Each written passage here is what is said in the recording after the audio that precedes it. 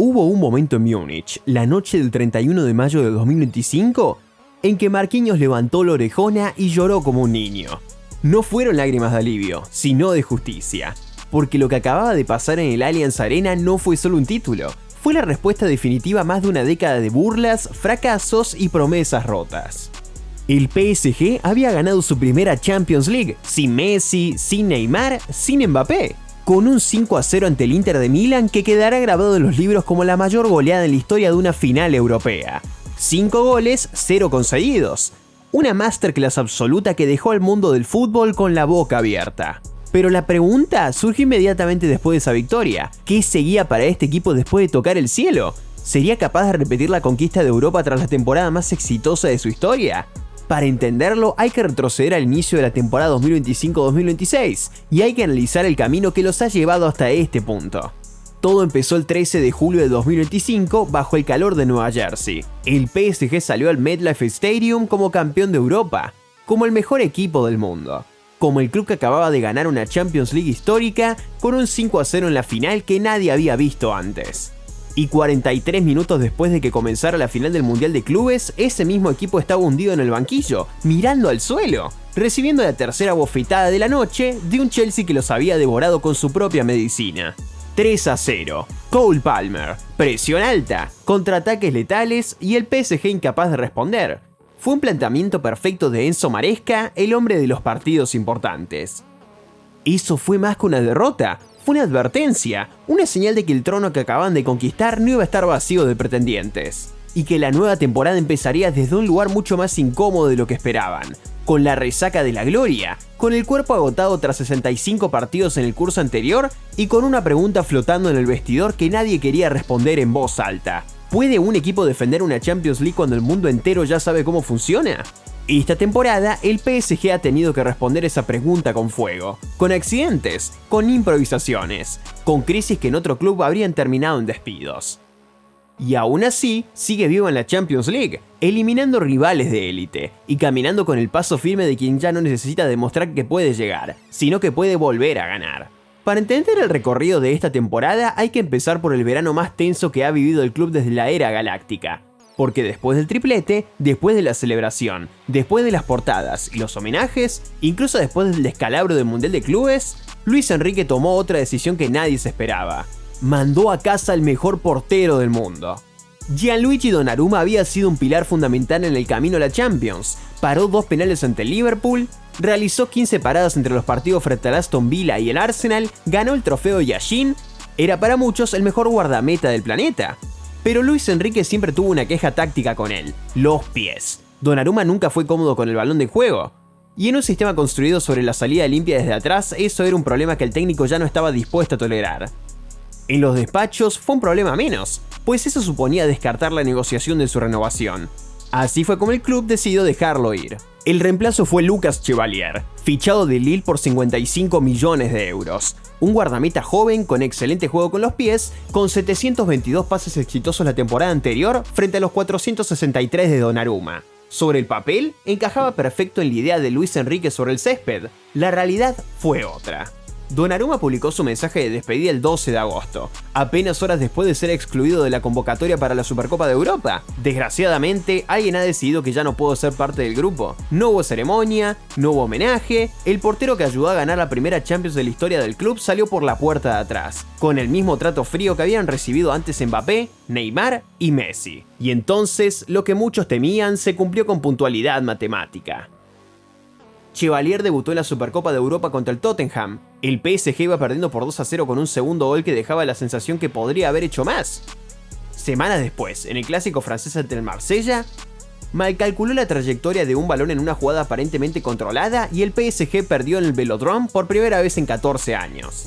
Partido a partido, el fantasma de Donnarumma crecía, porque lo que el italiano tenía de tosco con los pies lo tenía de seguro bajo los palos. Y Chevalier, vistoso con el balón, se mostraba frágil en lo más básico, transmitir calma a una defensa que estaba acostumbrada a la seguridad del italiano a su espalda, que ha criticado por sus actuaciones bajo los 3 postes, su manejo de los momentos de alta presión y las salidas aéreas. Pero el problema no se quedó en la portería. El inicio de la temporada se vio duramente golpeado por las lesiones. Dembélé, el Balón de Oro de la temporada anterior, el mejor jugador de Europa, empezó la temporada con molestias en el isquiotibial que lo tuvieron fuera varias semanas. En total, esta campaña se ha perdido casi 3 meses de actividad por diversas lesiones. Doué, la revelación, la estrella de la final, sufrió una lesión en el gemelo que lo alejó del equipo durante más de un mes en el arranque de la Champions. Y 2 semanas después, otra lesión en los isquiotibiales lo apartó de las canchas por más de un mes. Joao Neves, el recuperador del mediocampo, acusó problemas musculares recurrentes que lo sacaron del equipo en los momentos más delicados. Ha estado casi 2 meses fuera. Fabián Ruiz tuvo problemas en el aductor, en la rodilla y desapareció durante semanas. Se ha perdido el equivalente a 4 meses de la actual campaña. Marquinhos, el capitán, el único superviviente de esta era galáctica, se lesionó el cuádriceps justo antes de uno de los partidos más importantes de la fase de liga y estuvo fuera casi un mes. Nuno Méndez, Hakimi, Zaïre-Emery, Barcola. La lista se fue llenando semana a semana hasta que llegó un punto en que Luis Enrique tuvo que construir un equipo diferente prácticamente cada 3 días. Y aquí es donde la historia se vuelve realmente interesante, porque en lugar de venirse abajo, el PSG hizo lo que lleva haciendo desde que este entrenador llegó: encontrar soluciones dentro del sistema. Senima Ailou, el chico que anotó el 5º gol en la final de Múnich con 19 años, empezó a tener protagonismo real. Ibrahim Mbaye, 18 años, entró en el 11 titular en partidos de Champions. Warren Zaïre-Emery, que la temporada anterior había tenido un rol más secundario, se convirtió en un fijo. Y Bradley Barcola, en ausencia de Dembélé, demostró que no era un suplente de lujo, sino un jugador capaz de cargar al equipo en los momentos de mayor presión. El sistema de Luis Enrique demostró algo que pocos equipos pueden presumir: que cuando les quitas las piezas principales, el mecanismo sigue funcionando, porque no está diseñado para que una estrella lo decida, está diseñado para que 11 jugadores lo ejecuten. Y ese diseño es lo suficientemente sólido como para resistir ausencias que habrían destrozado a cualquier otro equipo del continente. La distancia entre este equipo y la segunda mejor plantilla de la Ligue 1 aún es muy amplia y les daba un margen de maniobra holgado. Pero la portería seguía siendo el talón de Aquiles. La solución llegó de manera inesperada, en el escenario más exigente posible, en la final de la Copa Intercontinental ante el Flamengo. Luis Enrique tomó una decisión que sorprendió a todos. Sentó a Chevalier y puso en la portería a Matvei Safonov, el ruso que llevaba 1 año y medio siendo el tercero en discordia, el guardameta invisible que casi nadie había visto actuar en un partido importante. Lo que ocurrió a continuación fue de película. El partido se fue a los penales con empate a 1, y Safonov paró 4 de los 5 lanzamientos del Flamengo. ¡4! El PSG levantó otro título, y de pronto había un nuevo portero en la ciudad. Chevalier siguió teniendo sus oportunidades, cometió otro error grave ante el Sporting de Lisboa en la fase de Liga de la Champions, regalando un gol que costó puntos valiosos. Las dudas no desaparecieron, pero la competencia entre los dos guardametas, lejos de debilitar al equipo, acabó generando una solución que nadie había visto venir. Cuando llegaron los octavos de final de Champions, Safonov era el titular indiscutible. El PSG se encontró con el Mónaco en el playoff de la Champions y consiguió su pase en un 5-4 global. Y después llegó el sorteo. Chelsea en octavos, una revancha del Mundial de Clubes, 2 equipos, una deuda pendiente. Ya sin Maresca en el banquillo blue, el PSG ganó la primera vuelta en París 5-2 en un partido de infarto, con 3 goles en los últimos 20 minutos que le dieron vuelta a un partido que había estado igualado hasta el minuto 70. Barcola y Dembélé marcaron en el primer tiempo, y luego Kvaratskhelia con 2 goles en los minutos finales. Safonov decisivo en varias intervenciones. Y en la segunda vuelta en Stamford Bridge, el PSG cerró la eliminatoria 3-0, con un demoledor inicio de partido que dejó al Chelsea sin opciones antes de cuarto de hora. 8-2 en el global, una respuesta definitiva al 3-0 del verano. En cuartos de final, el Liverpool de Arne Slot, campeón de la Premier League, intentó plantar cara en el Parque de los Príncipes. El equipo inglés llegaba en baja forma y no fue suficiente. Doué marcó en el minuto 11. Kvaratskhelia selló el partido con una jugada individual en el segundo tiempo que ya se ha convertido en marca registrada de este equipo. Recibir por el centro, encarar, dejar a 2 defensas parados con un cambio de ritmo y definir con la frialdad de quien lo ha hecho 1000 veces. Liverpool acabó el partido sin un solo disparo entre los 3 palos. Y en la vuelta en Anfield, el templo más ruidoso de Inglaterra, Dembélé apareció para marcar un gol que apagó de golpe la esperanza local y después para finiquitar la serie. 4-0 en el global, el PSG está en semifinales de nuevo. 3 eliminatorias en Champions League esta temporada, 3 victorias, 17 goles a favor, 6 en contra. Como defensor del título, el PSG ha sido exactamente lo que un campeón tiene que tener: implacable, maduro y capaz de elevar su nivel cuando el torneo lo exige. Pero lo que hace especialmente impresionante el recorrido de esta temporada no son los marcadores, es el contexto detrás de cada uno de esos marcadores. Esta temporada el PSG ha jugado con más de la mitad de su 11 titular lesionado en varias jornadas, ha cambiado de portero titular a mitad del curso. Ha perdido una final de Mundial de Clubes de manera humillante, sufrió una derrota histórica ante el París FC en cuartos de final de la Copa de Francia y aún así en Ligue 1 va camino de su quinto título consecutivo y en Champions está en la antesala de la final.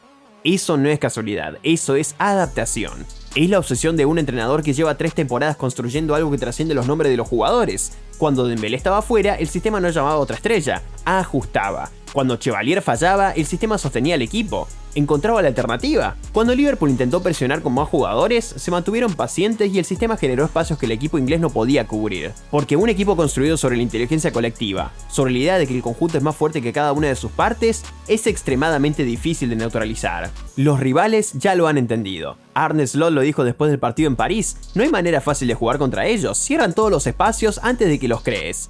El técnico del campeón de Inglaterra admitiendo que el PSG le había ganado tácticamente, anticipándose a cada acción. Y los números respaldan esa impresión. Kvaratskhelia es uno de los goleadores del torneo con 8 tantos en esta edición de Champions, incluyendo el octavo gol de la campaña que ya se ha convertido en el emblema de este equipo. Doué acumula 5 goles en el torneo con un nivel de impacto y participación superlativos. Vitinha y Joao Neves, cuando han estado sanos, han conformado uno de los mejores dobles pivotes de Europa, y Safonov ha mantenido su portería imbatida en los últimos 3 partidos. Ahora enfrentarán al Bayern Múnich en semifinales, un último obstáculo antes de una posible final en Budapest ante el Atlético de Madrid. Ante el Arsenal, el PSG llega como campeón defensor, como el equipo que más goles ha marcado en esta edición de Champions, y como el club más consistente del torneo los últimos 3 años. Pero el fútbol no perdona la complacencia, y Luis Enrique lo sabe mejor que nadie. Porque si esta temporada ha enseñado algo sobre este PSG, es que su grandeza no está en llegar siempre perfecto a cada partido, está en encontrar la manera de ganar cuando no lo está, en tener respuestas cuando el plan A se rompe, en ser capaz de reconstruirse semana a semana sin perder el norte. El PSG galáctico murió. El PSG de Luis Enrique ganó una Champions, defendió ese título partido a partido a través de una temporada llena de tormentas, y llega a las semifinales con más hambre que cuando empezó. Porque ahora no se trata de ganar otro trofeo, sino de conquistar Europa otra vez. Porque este es el nuevo PSG, y el fútbol ya sufre por su reinvención. Ahora la pregunta es, ¿podrá este PSG volver a conquistar la Champions esta temporada? ¿Conseguirá convertirse en un nuevo gigante a nivel continental?